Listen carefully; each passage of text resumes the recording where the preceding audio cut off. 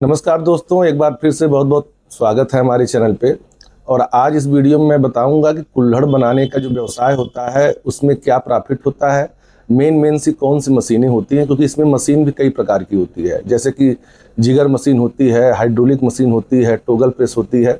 तो इसमें डिफरेंस क्या होता है और आपके लिए कौन सी मशीन उपयुक्त है, इस वीडियो में पूरी जानकारी दी जाएगी। तो सबसे पहले जो मैं बता रहा हूँ कि जो आती है जिगर मशीन, सबसे ज़्यादा यही मशीन चलती है। इसका कारण ये है कि ये मशीन काफ़ी सस्ती होती है। एक टेबल पे कंप्लीट मशीन आपको मिल जाएगी 20 से 25 हज़ार में। पूरा कंप्लीट मोटर लगा के हेड फाइल बना के मशीन देते हैं। और एक ही मशीन से आप कई प्रकार के कटोरी, बाउल, कुल्हड़ एक ही मशीन से, बस मोल्ड पीओपी का सांचा लगता है, उसको चेंज करके आप बना सकते हैं। जैसा कि आप वीडियो में देख रहे हैं कि इसमें मिट्टी बनाने की भी मशीन आती है। एक आती है ब्लेंजर मशीन और सिंडिकेटर मशीन, जिसमें मिट्टी को घोल दिया जाता है और मिट्टी को पीस लिया जाता है। उसके बाद इसी मिट्टी को पग मिल मशीन में डालते हैं, जिससे कि मिट्टी और सॉफ्ट हो जाती है। और जब मिट्टी तैयार हो जाती है, यही इसका रॉ मटेरियल होता है, उसके बाद जिगर मशीन पे आप बहुत ही आसानी से कुल्हड़ बना सकते हैं। कुल्हड़ बनने के बाद इसको सुखाया जाता है। सूखने के बाद अगर और फिनिशिंग चाहिए तो किनारी को थोड़ा सा पानी और कपड़े से इसको पोंछ दिया जाता है, जिससे और भी इसमें फिनिशिंग आ जाती है। उसके बाद भट्ठी से इसको पकाया जाता है। भट्ठी भी हमारे पास अवेलेबल है। आप लकड़ी की भट्ठी बना सकते हैं, देसी भट्टी जिसको कहते हैं, धान की भूसी से भी पका सकते हैं। उसके बाद गैस चेम्बर भट्ठी होती है, उसमें भी आपका 10 से 15 हज़ार कुल्हड़ गैस के साथ पक जाता है। फिर आती है टनल भट्ठी। इस पर आपका 50,000 से 1 लाख तक का माल एक दिन में इजीली पक जाता है।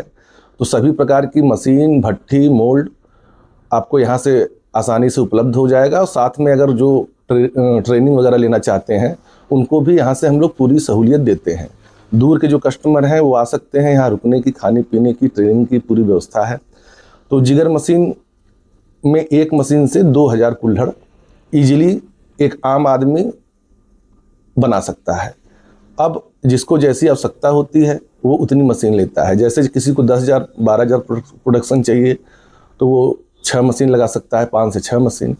किसी का बजट कम है तो एक ही मशीन शुरू कर सकता है, बाद में काम बढ़ा सकता है। अब दूसरे नंबर पे आती है टोंगल प्रेस और हाइड्रोलिक मशीन।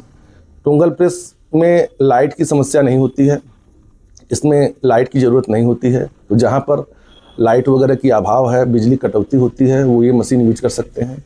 इसके भी सहायता से आप कुल्हड़ और दीपक बना सकते हैं। थर्ड मशीन होती है हाइड्रोलिक मशीन होती है। ये लाइट से चलती है और आप देख सकते हैं वीडियो में किस तरह से ये प्रेस करती है। इसमें भुरभुरी मिट्टी लगती है, उसके लिए क्ले कटर मशीन आती है रॉ मटेरियल बनाने के लिए। और इस मशीन की सहायता से भी आप कुल्हड़ और दीपक बना सकते हैं। बात की जाए लागत की, तो अगर आप एक कुल्हड़ पे अगर लागत निकाल रहे हैं तो मशीन का हमने बता दिया कि 20 से 25 हज़ार की एक मशीन आती है टेबल पे। अगर स्लैब पे आप 8-10 मशीन इकट्ठे फिट करवाते हैं तो 15 से 16 हज़ार में एक मशीन पड़ती है। मिट्टी बनाने की मशीन 25 हज़ार से शुरुआत है, 25 हज़ार की भी होती है और 35 हज़ार की भी होती है। पग मिल, सिंडिकेटर इस रेंज में आ जाएगी। और मोल्ड भी 15 रुपये पर पीस है। तो आप अगर छोटा सेटअप एक लगा रहे हैं जिसमें ये सभी मशीनें रॉ मटेरियल बनाने की और जो है जिगर मशीन एक टेबल पे 2 मशीन लेते हैं तो 45 हज़ार की है, तो 1 से 1.5 लाख रुपए में काम शुरू हो जाएगा। और जो कुम्हार भाई हैं खुद से मिट्टी बना लेते हैं, वो मात्र 20 से 25 हज़ार मशीन लेकर काम शुरू कर सकते हैं। अब इसमें मार्जिन की बात करें तो एक कुल्हड़ जो चाय वाला चलता है 60 ml का, वो 50 से 60 पैसे में आपका तैयार हो जाएगा। इसमें 10 पैसे मिट्टी का चार्ज, 20 पैसे लेबर चार्ज, 10 पैसे पकाने का चार्ज, 10 पैसे पैकेजिंग का चार्ज, ये सब मिलाकर 60 पैसे में माल तैयार होता है। और 1 रुपये के ऊपर ही बिकता है, 1 रुपया 20 पैसे 30 पैसे में बिक जाता है। तो अगर होलसेल में भी काम करते हैं तो 35 से 40% आपको इजीली बच जाता है। अगर आप 5 से 6 मशीनें लगाते हैं दिन में और पर डे 10,000 का प्रोडक्शन करते हैं तो लगभग 3500 से 4,000 आपका इजीली बच जाएगा। अब इसमें क्या क्या सावधानियां बरतनी पड़ती है हम वो बता देते हैं।